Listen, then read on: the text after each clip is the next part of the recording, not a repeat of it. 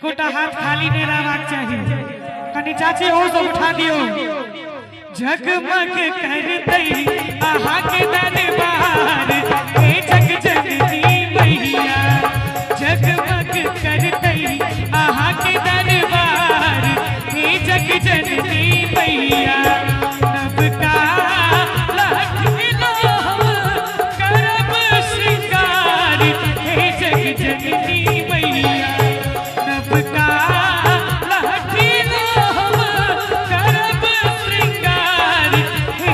जननी मैया। जगमग करतई आहा के दरबार हे जग जननी मैया। जगमग करतई आहा के दरबार हे जग जननी मैया।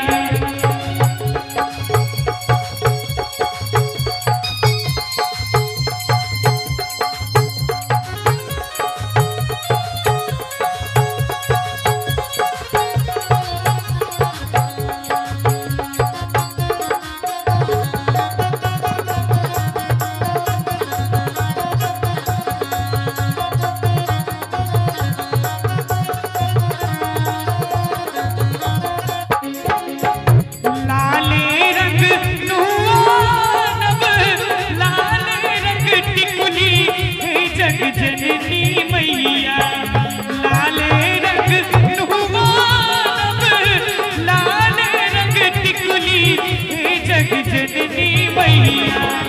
लाले अरहुल के दे बहार हे जग जननी मैया।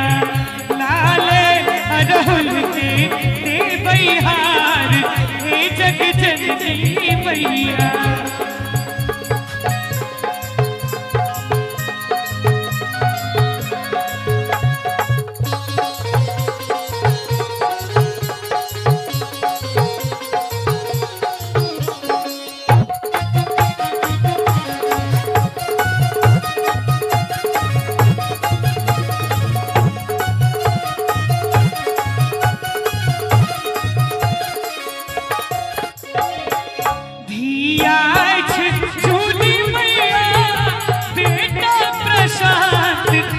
जग जननी मैया।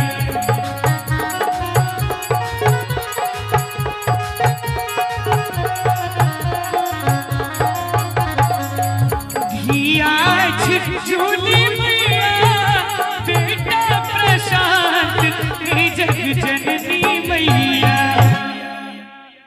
धिया झूली मैया बेटा प्रशांत हे जग जननी मैया।